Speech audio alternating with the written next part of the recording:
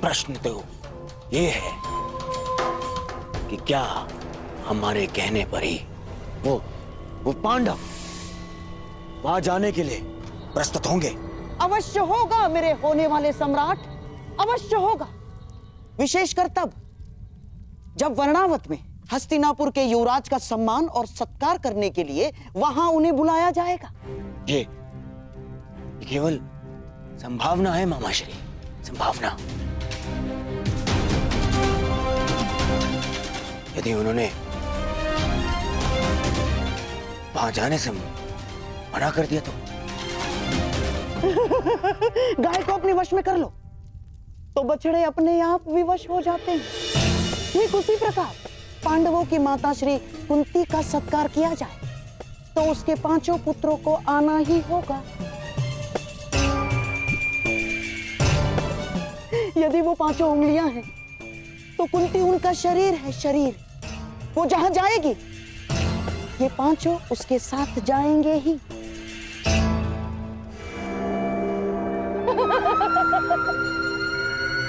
परंतु मामाश्री, वो लाक्षागृह है,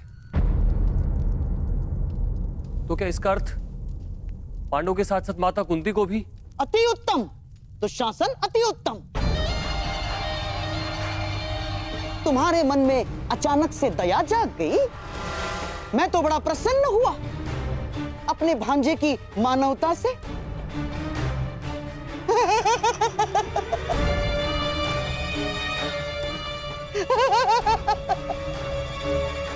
राजनीति में चने के साथ साथ घुन को भी पिसना होता है दुशासन। और हाँ, कुंती तो तुम्हारी माता समान है, तो उसे अपने पुत्रों के वियोग में व्यथित होने दोगे? क्यों ना उसके पुत्रों के साथ ही उसके आने वाले कष्टों का भी समापन कर दिया जाए।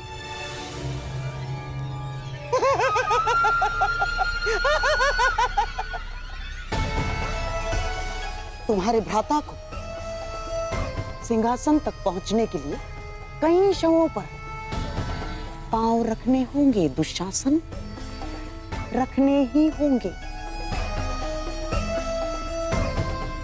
तो यदि 5 के स्थान पर 6 हो जाए तो उसमें अंतर क्या होगा दुशासन?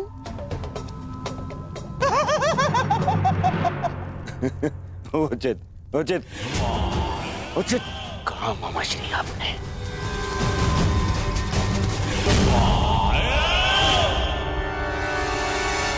उचित कहा। ये उचित नहीं है। क्या उचित नहीं है अंगराज? अस्त्रों का प्रयोग।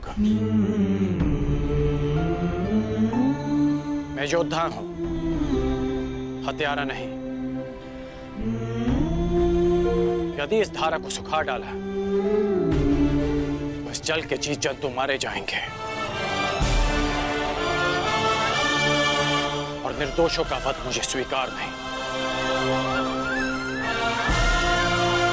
और अभी तुमने कहा कि ये नदी हमारे मार्ग में नहीं, हम नदी के मार्ग में आए हैं, तो नदी को सुखा देना उचित नहीं होगा। अति उत्तम। आशा है भविष्य में भी आपको ये बात स्मरण रहेगी अंगराज।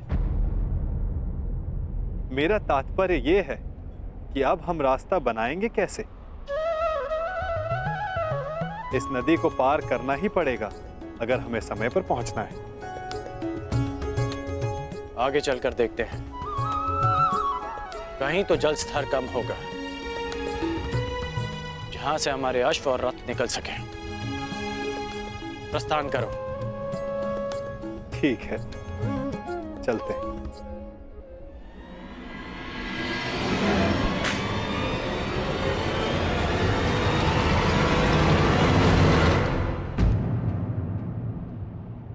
अंगराज, लगता है हम दलदल में फंस गए। हमारा रथ फंस गया है अंगराज। लगता है हम दलदल में फंस गए।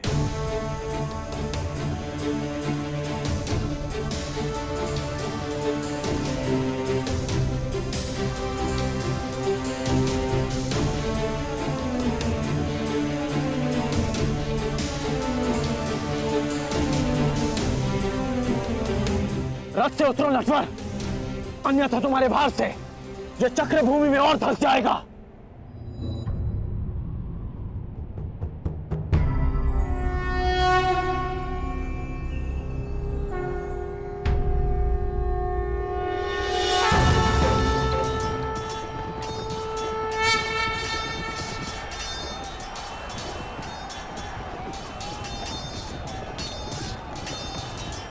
धनुष उठाओ पार्थ, संधान करो।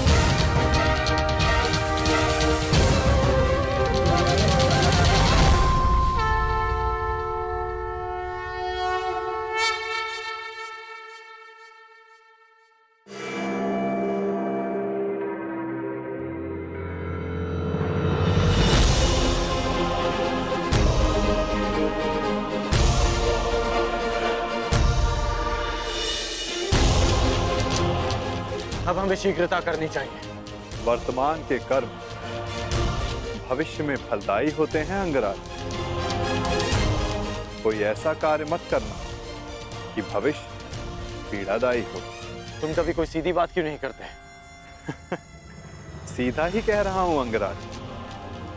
आपका भविष्य युद्ध है और युद्ध पर समय पर पहुंचने के लिए नदी सुखाने के अतिरिक्त आपके पास कोई और मार्ग है?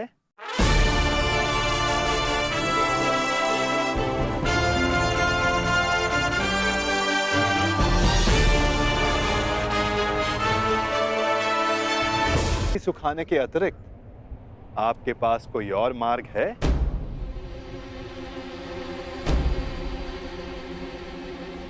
मार्ग है।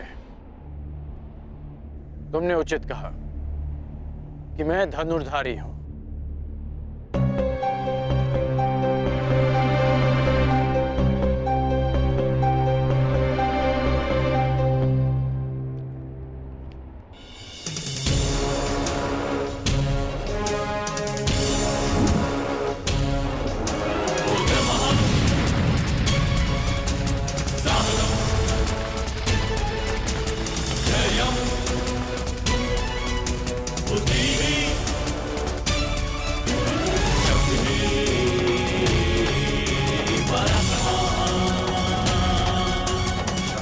अब आगे बढ़ें।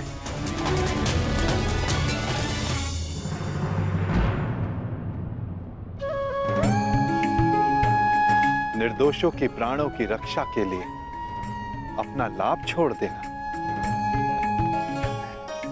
अच्छा लक्षण है कौंताय।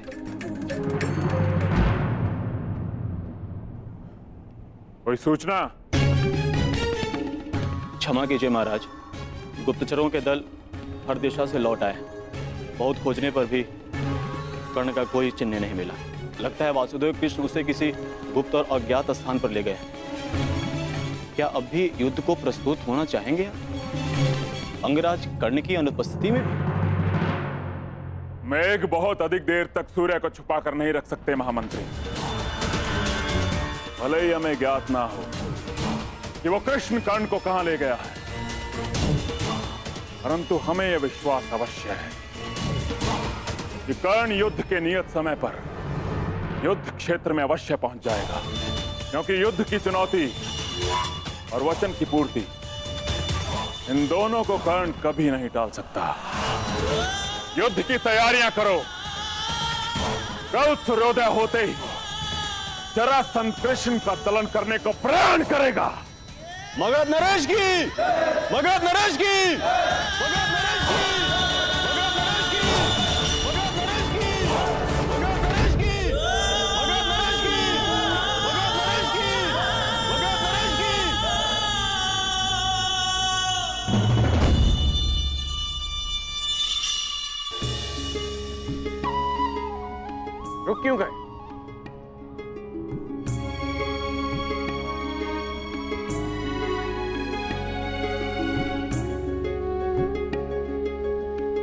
अरे रथ से क्यों उतर गए? नटवर,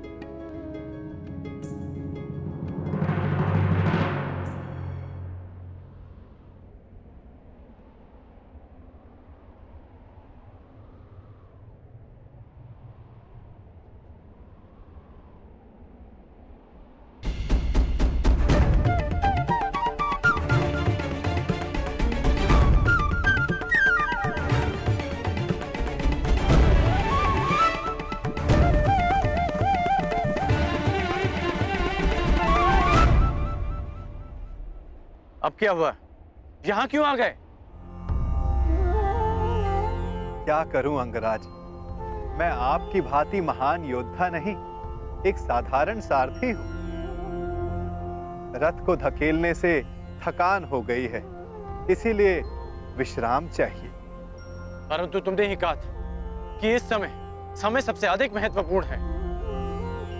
हाँ, पर समय भी समय समय पर विश्राम लेता है। हृदय के 2 स्पंदों में विराम होता है, श्वास के प्रवास में विराम होता है, वर्षा के बूंदों के मध्य विराम होता है। इसीलिए मैं भी अल्प विराम ले रहा हूं।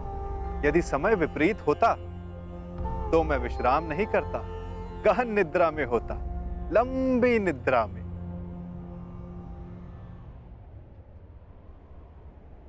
नटवर,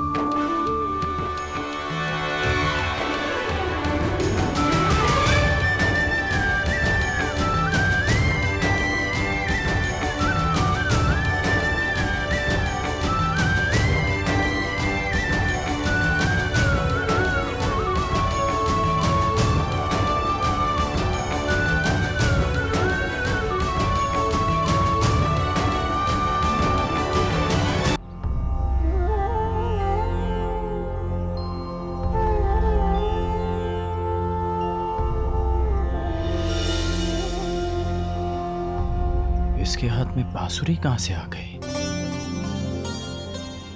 हो गया विश्राम? थकान पूरी हो गई? सारथी हूं, रथी की थकान को दूर करना भी मेरा कर्तव्य है।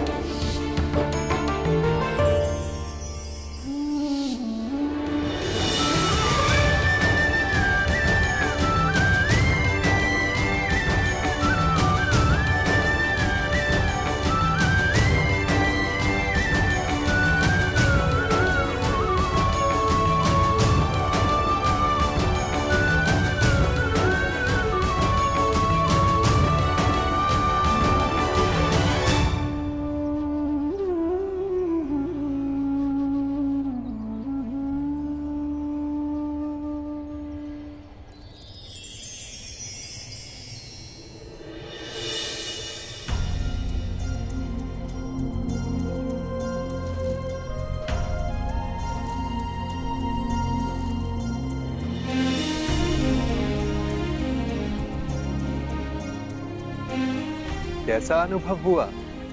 अद्भुत, दिव्य, एक नई ऊर्जा अनुभव कर रहा हूं। मन में शांति है, संतोष है, आनंद है। जब मन शांत है, संतुष्ट है, तो क्या अब भी युद्ध करना चाहते हो या वापस अंग चलना है? मेरे लिए शांति और संतोष मेरे कर्तव्य पालन में है, मेरे वचन पालन में है। और इस समय मेरा कर्तव्य और वचन मुझे जरासंध की सहायता के लिए पुकार रहे हैं। प्रस्थान करो नटवर। जैसी महारथी की इच्छा।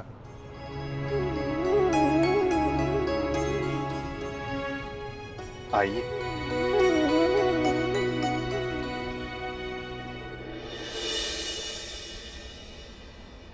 अच्छा, वर्णावतवासी माता कुंती का सत्कार करना चाहते हैं? जी।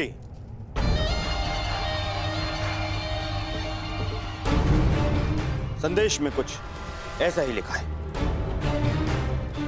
हम वारणावतवासी राज माता कुंती का मातृत्व प्रतीक के रूप में सत्कार करने की अभिलाषा रखते हैं।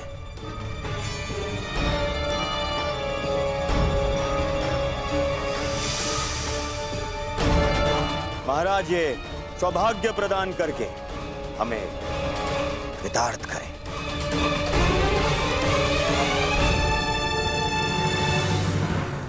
बहुत ही सुंदर विचार है। वास्तविकता में भ्राता पांडु की भार्य इस सम्मान की अधिकारिणी है भी।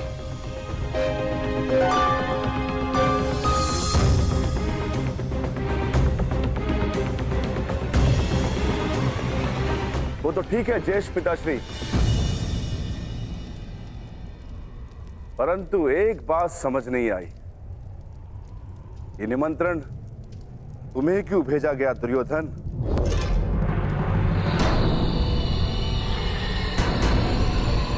ज्येष्ठ पिताश्री या युवराज क्यों नहीं?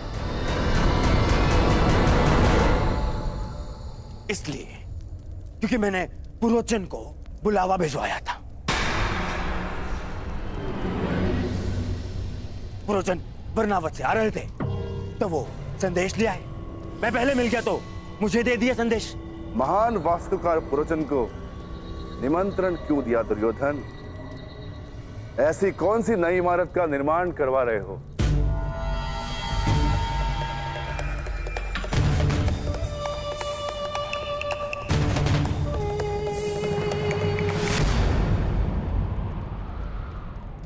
नहीं, वो क्या है कि अब कोई लाभ नहीं मेरे होने वाले सम्राट, कोई लाभ नहीं। चतुर भीम ने तुम्हें पकड़ ही लिया है। बात यह है भीम कि दुर्योधन अपने ज्येष्ठ भ्राता को भेंट देने के लिए एक सुंदर महल का निर्माण करवा रहा है।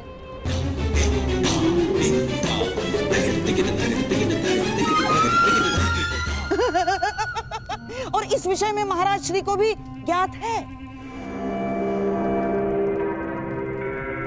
तुम ज्येष्ठ भ्राताश्री को भेंट दे रहे हो? वो क्या है ना भीम की, बचपन से हम प्रतिस्पर्धी रहे, परंतु अब तो भ्राता युधिष्ठिर युवराज बन चुके हैं, तो स्पर्धा समाप्त हुई। क्यों ना बैर भाव भुलाकर एक नया प्रारंभ किया जाए। यदि ऐसा है तो मुझे अपने अनुज की भेंट सहर्ष स्वीकार है। भाइयों के मध्य ये प्रेम मेरे आनंद का कारण बन रहा है।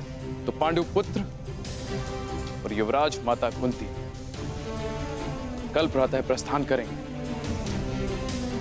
प्रबंध किया जाए विदुर।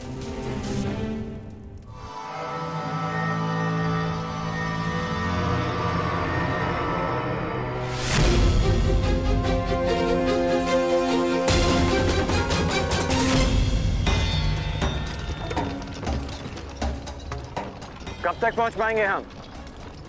मार्ग का क्या भरोसा अंगराज, कदाचित कल प्रातः तक या मध्यांक तक या फिर संध्या भी हो सकती है। नहीं, हमें शीघ्र पहुंचना होगा। युद्ध प्रातःकाल प्रारंभ होने वाला है। योद्धा का युद्ध और मनुष्य का प्रारब्ध उसके कर्म के हाथों में होता है वीर। यदि इतनी ही शीघ्रता थी तो जलधारा के सामने इतना समय क्यों व्यर्थ किया? चला देते बाण, सुखा देते नदी को, मर जाने देते सारे जीव जंतुओं को। मैंने तुमसे पहले भी कहा है कि निर्दोषों का वध मुझे स्वीकार नहीं। यदि कोई लक्ष्य बिना रक्तपात के प्राप्त किया जा सके तो प्रयास अवश्य करना चाहिए।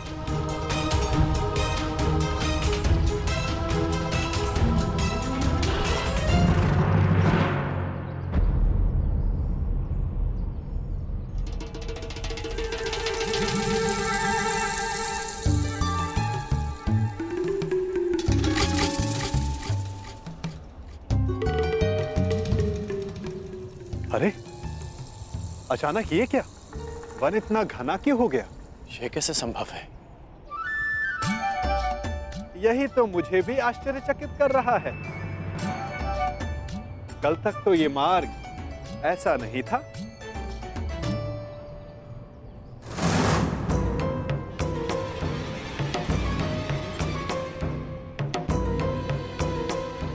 एक दिन में अचानक ऐसा क्या हो गया?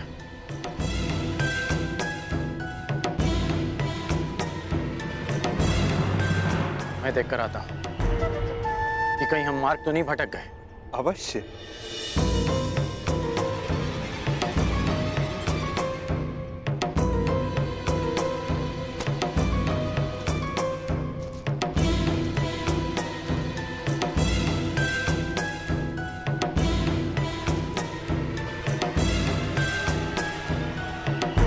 अंगराज!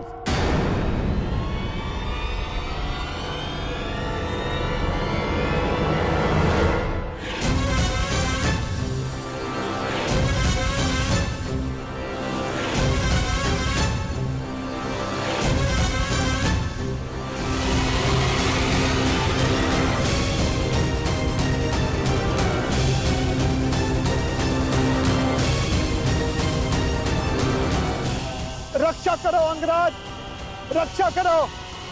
मैं आपका सारथी हूं, मेरी रक्षा करना आपका कर्तव्य है अंगराज। रक्षा करो अंगराज, ये सर्प मेरे प्राण ले लेगा अंगराज।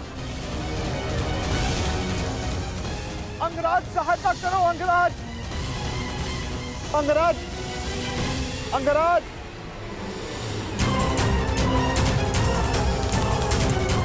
अंगराज, ये सर्प अपनी कुंडली कसता जा रहा है अंगराज।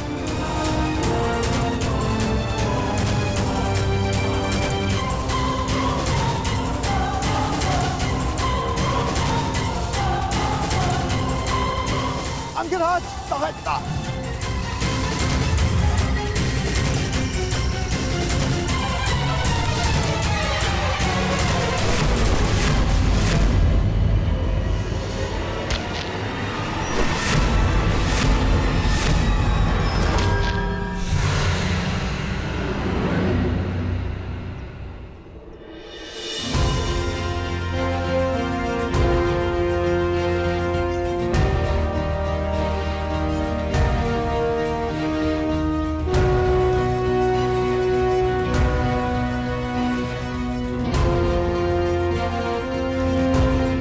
ठीक हो तो चलें। जलधारा के जीवों को नहीं मारा, परंतु इस सर्प का वध कर दिया। क्यों? तुम जीवित रहना नहीं चाहते क्या? निस्संदेह, परंतु वो सर्प भी जीवित रहना चाहता होगा अंगराज। मेरा तात्पर्य ये है, अभी कुछ ही देर पहले रक्तपात से बचने वाले, शांति और अहिंसा का समर्थक होने वाले अंगराज इस समय भिन्न व्यवहार क्यों किया? क्यों उस सर्प का वध कर दिया? क्यों अशांति की? क्योंकि परिस्थितियां भिन्न थी। हाँ, मैंने उस सर्प को मारा क्योंकि उसने तुम पर आक्रमण किया। शांति भंग उस सर्प ने की, मैंने नहीं।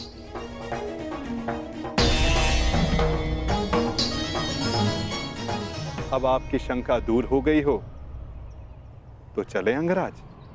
शंका तो तुमने प्रस्तुत की है। परंतु समाधान तो आपके लिए है अंगराज।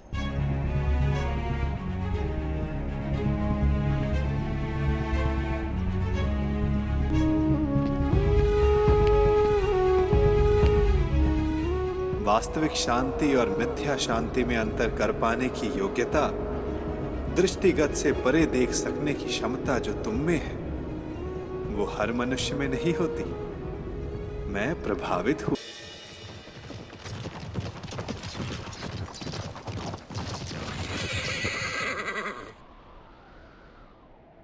ये अचानक रथ क्यों रोक दिया? निद्रा का अनुभव हो रहा है अंगराज। तो यहाँ मेरे स्थान पर आने का कष्ट कीजिए, रथ मैं स्वयं चला लूंगा। मैंने कहा कि निद्रा का अनुभव हो रहा है, ये नहीं कि सोना है। हाँ, तनिक कुछ खा लूंगा तो स्फूर्ति अवश्य आ जाएगी।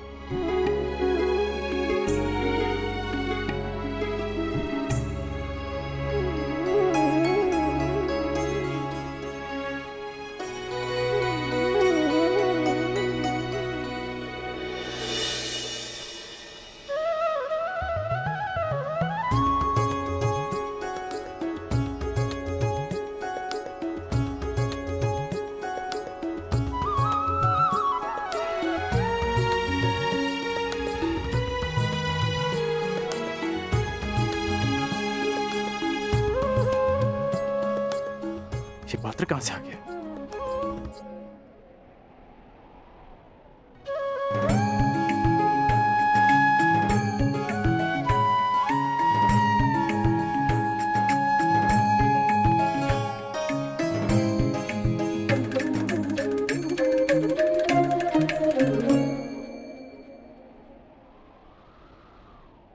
आपके मन का ये प्रश्न भी मैंने पढ़ लिया अंगराज। यात्रा कितनी लंबी होने वाली है, ये यात्री कहाँ जानता है। इसीलिए ऐसे समय के लिए ये माखन मैं हमेशा अपने साथ रखता हूँ। ये मुझे ऊर्जा और स्फूर्ति देता है और साथ साथ मन भी सचेत रखता है। खाओगे? खा लो। ठीक है, तुम इतना कह रहे हो तो खा लेता।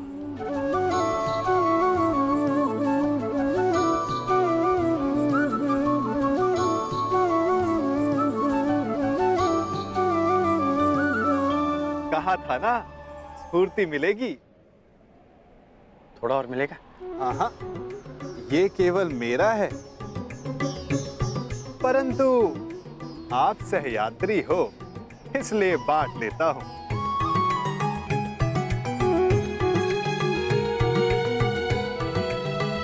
कभी सुना है आपने कि माखन और दूध में शत्रुता हुई है? इस बात का क्या तात्पर्य है मैं समझा नहीं। क्या पूछना चाहते हो? यही कि वासुदेव कृष्ण से युद्ध करने क्यों जा रहे हो, जबकि समान गुण वालों को मित्र होना चाहिए। अच्छा, हम दोनों में क्या समानता है बताओ?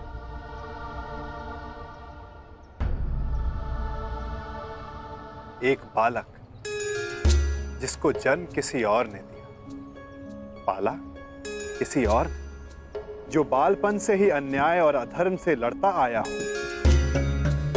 जिसका लक्ष्य अन्याय का नाश है, जिसने प्रेम किसी से किया और विवाह किसी और से करना पड़ा, और अब धर्म संस्थापन के लिए अथक परिश्रम कर रहा है। अब आप ही बताओ, क्या ये समानताएं नहीं है? कुछ असमानताएं भी हैं हमारे बीच। कैसी असमानताएं अंगराज? कृष्ण को जन्म किसी और ने दिया और पाला किसी और ने, परंतु मुझे मेरे सगे माता पिता ने पाला है। निसंदेह, परंतु लक्ष्य दोनों का समान है। इसीलिए इस यात्रा में एक दूसरे का सहायक होना चाहिए, विरोधी नहीं। कदाचित हम दोनों एक ही पक्ष में होते हैं। यदि मैं जरासंध को वचन नहीं देता कि मैं कृष्ण के विरुद्ध उनकी सहायता करूंगा। युद्ध में सम्मिलित होने का वचन दिया है या कृष्ण के विरुद्ध युद्ध करने का, अंगराज? मैं समझा नहीं।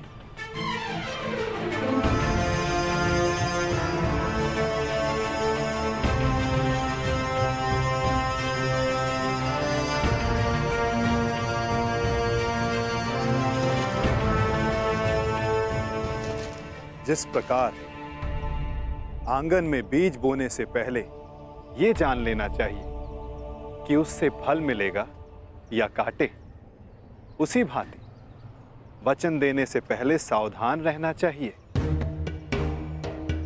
वचन ऐसा अश्व है जिसे समझ की रस्सी से ना बांधा जाए तो अनियंत्रित होकर अपने सवार को हानि पहुंचा सकता है। क्या आप जानते थे कि जरासंध वचन में आपसे कृष्ण के विरुद्ध युद्ध करने की मांग रखेंगे?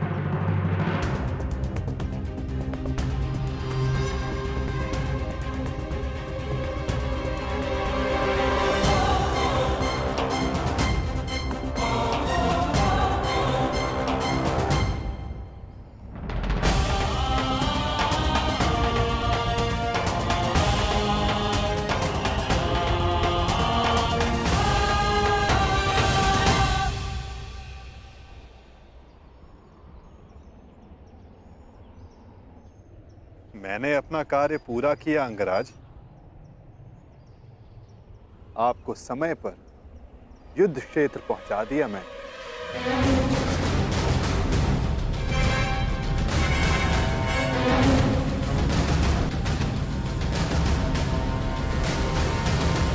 आवश्यक भी था,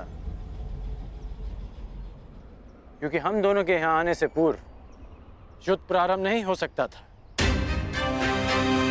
तो आपको लगता है कि जरासंध आपके बिना युद्ध नहीं करेगा? मेरे बिना जरासंध युद्ध प्रारंभ कर सकता है,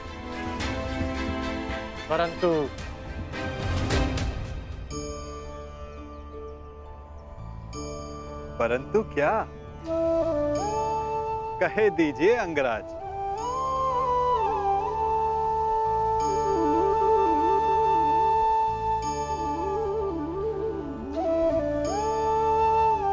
कहने की आवश्यकता नहीं। सारथी हैं आप, सचेत भी हैं, तो अपने रथी का मन पढ़ लीजिए। सारथी का कार्य पूर्ण हुआ, परंतु रथी की तीसरी परीक्षा अभी शेष है।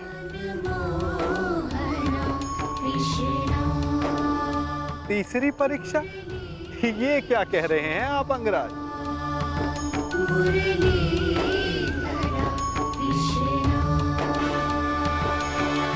वही जो आप ना समझने का अभिनय कर रहे हैं।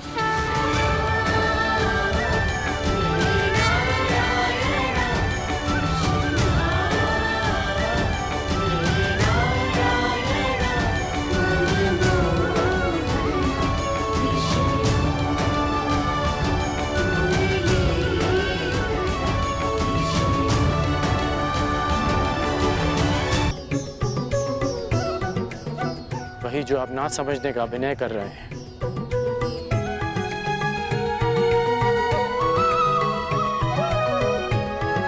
मेरे गुरु परशुराम ने मुझे मानव के त्रिगुणीय व्यवहार को समझने का ज्ञान दिया है। मानव का व्यक्तित्व राज, सत्व और तम गुणों के संतुलन से बनता है।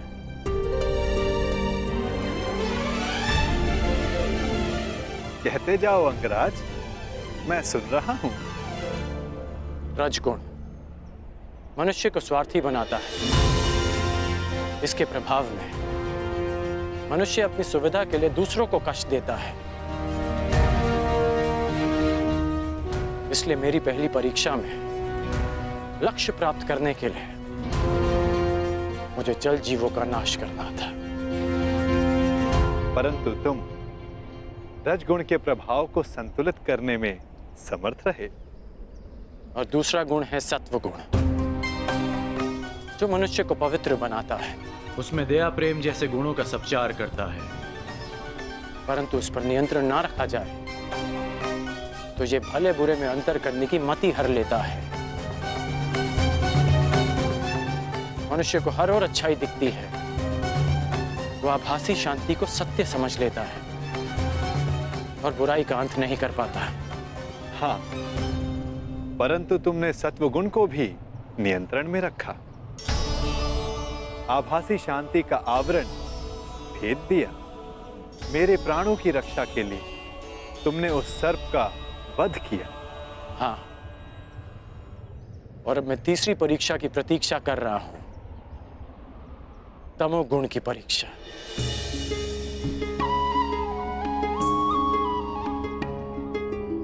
उत्तम, परंतु ये किसने कहा कि तम गुण की परीक्षा अभी चल नहीं रही है?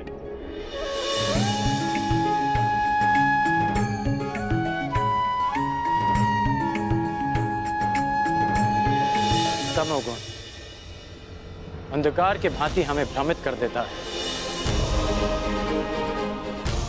ठीक कहा आपने कि तमोगुण की परीक्षा इस यात्रा के साथ ही प्रारंभ हो गई थी। इस यात्रा के प्रारंभ में ही मेरे सामने एक भ्रम का, एक माया का आवरण बनाया गया। परीक्षा ये थी कि मैं इस आवरण के पार देख पाऊंगा या नहीं। अति सुंदर, तो कुछ देख पाए अंगराज?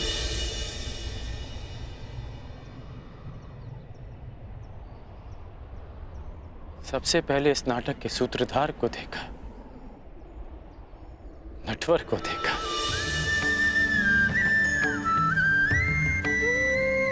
फिर उसे भी देखा जिसकी मुरली की धुन पर पूरी प्रकृति नाच उठती है। मुरलीधर को देखा, फिर उसे देखा जो जीवन से ज्ञान उस भांति मत लेता है जैसे दूध में से माखन। माखन चोर को देखा,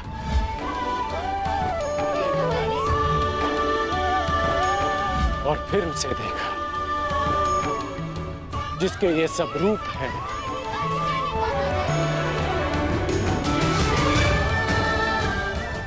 वासुदेव। मैंने वासुदेव को देखा।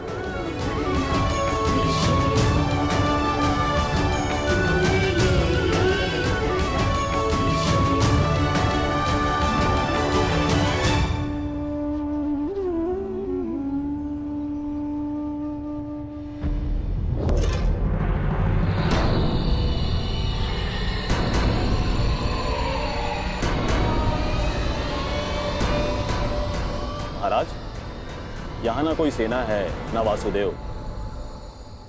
कहीं वासुदेव ने समर्पण का मन तो नहीं बना लिया? नहीं, यदि समर्पण करना होता तो वो कर्ण को अपने साथ नहीं ले जाता। कृष्ण या तो युद्ध करेगा या फिर से कोई छल। यही जानना चाहता था कर्ण कि तीनों गुणों के प्रभाव को नियंत्रित कर सकने की क्षमता तुम में है या नहीं। मैं संतुष्ट हुआ। इस जीवन में मैंने तुमसे अधिक विलक्षण पुरुष नहीं देखा। सूर्य देवता है, पर मनुष्यों में सूर्य तुम हो कर्ण। धन्य है तुम्हारी माता, धन्य है तुम्हारे पिता।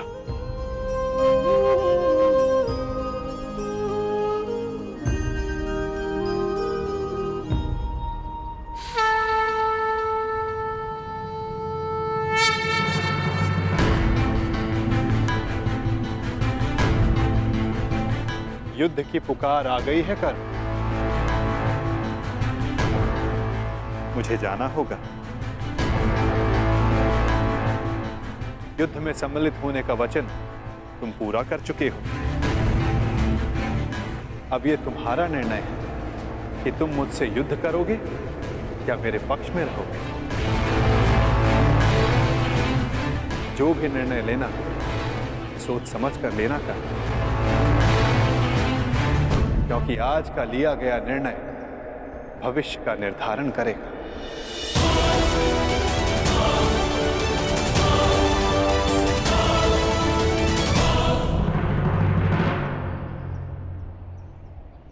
कृष्ण, रण छोड़। कहां है तू? फिर से रण छोड़कर भाग गया।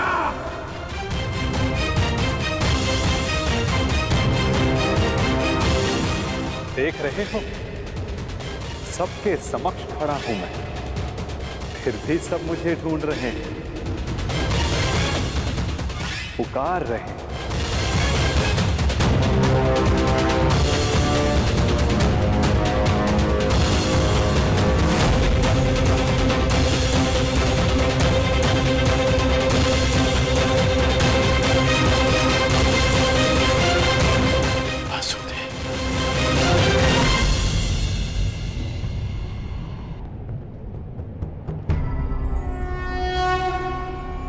यदा यदा हि धर्मस्य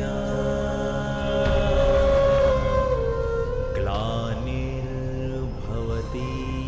भारत अभ्युत्थानम् अधर्मस्य तदात्मानं सृजाम्यहम्।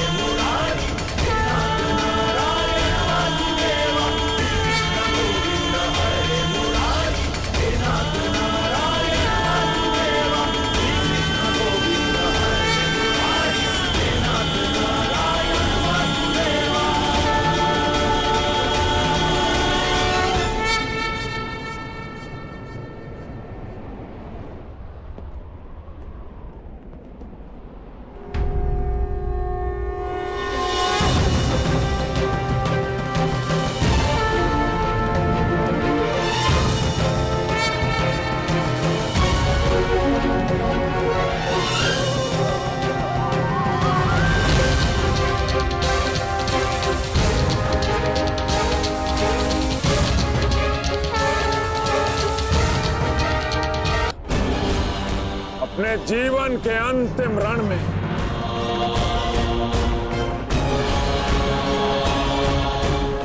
वो कर्ण को छल करके अपने साथ ले गया ताकि युद्ध को टाल सके। काया भी तो निहत था बिना सेना के, परंतु फिर भी मैं प्रस्तुत हूं। आज मैं तुझे समाप्त कर दूंगा कृष्ण। विकास के प्रयास को प्रशंसा मिलती है जरासंध, विनाश के प्रयास को नहीं। कितनी बार हमने युद्ध किया, क्या लाभ हुआ? सहस्त्रों सैनिक अकाल ही काल के ग्रास में समा गए। युद्ध तब श्रेष्ठ है जरासंध जब उसका लक्ष्य एक महान शांति हो, ना कि एक मिथ्य अभिमान की पूर्ति। मैं इस विनाश को रोकने का निमंत्रण देता हूं जरासंध, मित्रता का हाथ आगे बढ़ाता हूं, और इसका प्रमाण है कि मैं निशस्त्र आया हूं। अपने अहंकार की निद्रा त्यागो जरासंध, शांति का सूर्योदय चुनो। अरे जा रण छोड़, शांति कारों की ढाल होती है, वीरों का आभूषण युद्ध होता है ग्वाले, युद्ध। अरे चुनौती स्वीकार कर। संसार की मानवता की ढाल शांति है जरासंध। जिसके पास विनाश की शक्ति हो उसे शांति का विकल्प पहले चुनना चाहिए। वीर वो नहीं जो पल पल में युद्ध को उपस्थित हो जाए, वीर वो होता है जो जब तक संभव हो युद्ध को टाले। तुम्हारे नाम में ही संधि है, तो फिर क्यों युद्ध के कंकड़ से शांति का पात्र तोड़ते हो जरासंध? यदि शांति का पात्र छलका तो विनाश पहाड़ आएगा। मैं कोई मथुरा का ग्वाला नहीं जो तुम्हारी इन मीठी मीठी बातों में आ जाऊं। तुम्हारे उद्देश्यों के बाणों का जरासंध के कवच पर कोई प्रभाव नहीं पड़ेगा।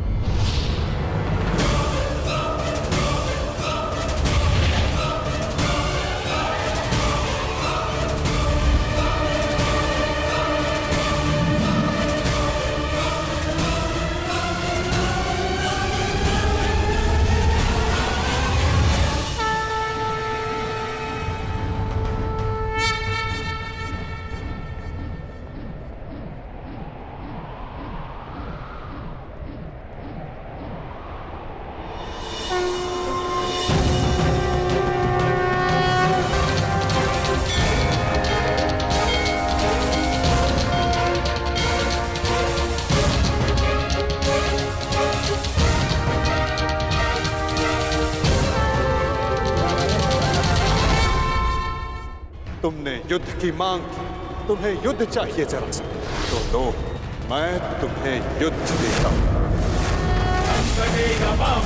दमन करेंगे वासुदेव उसका अहंकार भी।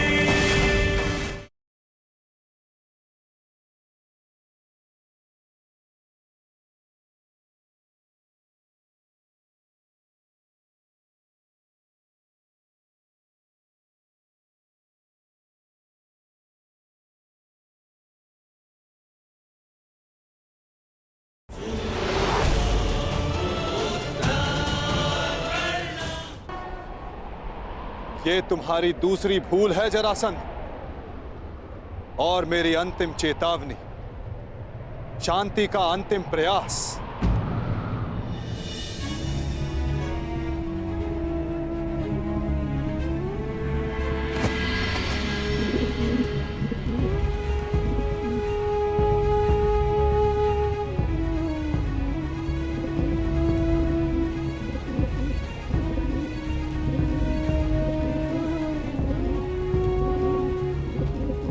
सुन रहे हो जरासंध?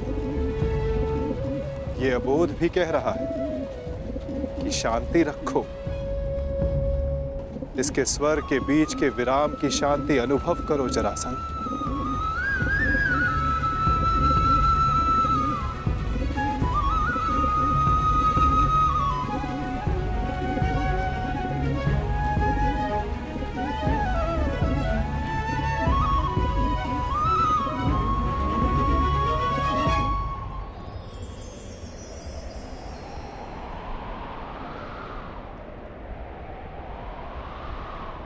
शांति का संदेश लाने वाले परिणाम जानना चाहता है वासुदेव, तो देख।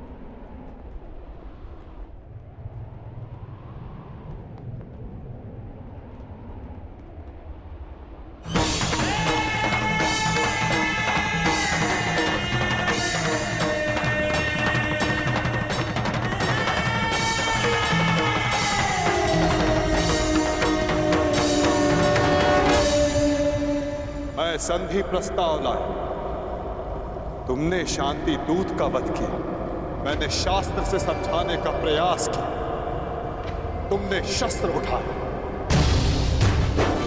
मैं प्रेम लाया था, तुमने युद्ध की मांग की। तुम्हें युद्ध चाहिए जरासंध, तो लो, मैं तुम्हें युद्ध देता हूं।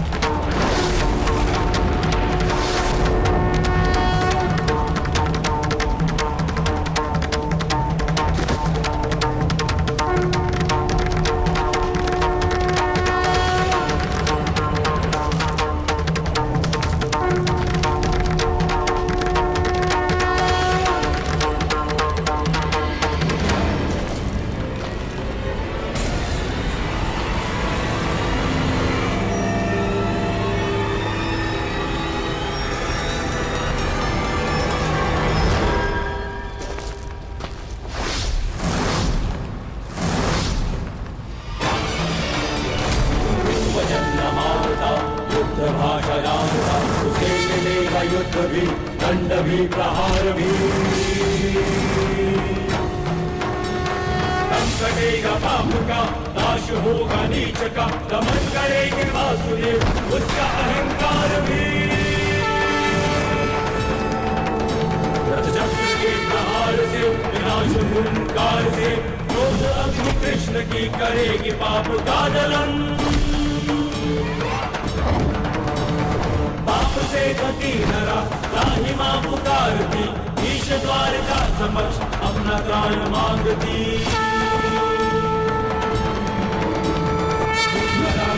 के त्राण रच के एक नौ विधान, भूमि चाई करके पाप को सजेगी आरती। भूमि चाई करके पाप को सजेगी आरती।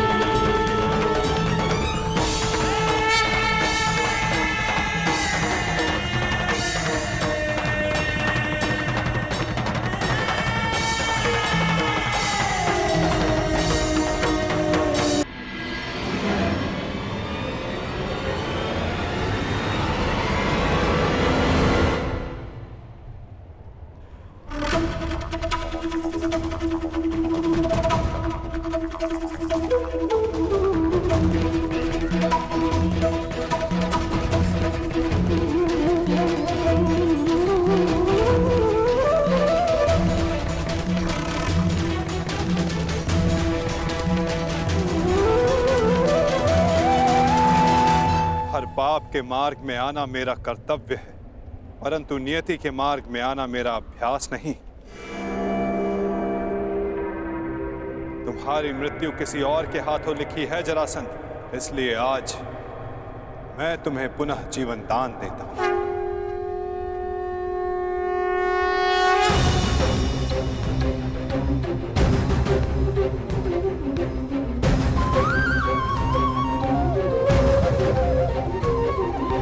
यदा यदा हि धर्मस्य ग्लानिर्भवति भारत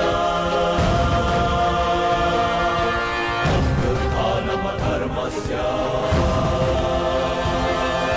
तदात्मानं सृजाम्यहम्।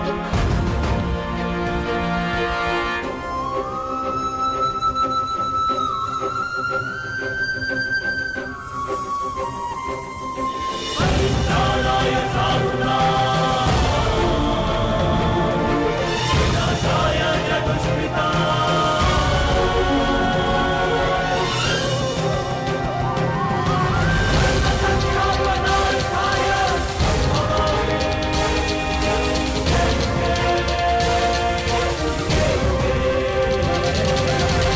क्या हुआ? युद्ध में सम्मिलित होने आए थे ना? युद्ध नहीं किया? आपने मुझे विकल्प चुनने को कहा, परंतु अवसर नहीं दिया। अब अनुभव हुआ कि मुझे यहां युद्ध में सम्मिलित होने के लिए नहीं, युद्ध का साक्षी बनने के लिए लाया गया था। अनगिनत जरासंधों से भरे इस संसार में एक कर्ण से वार्तालाप करके अच्छा लगा।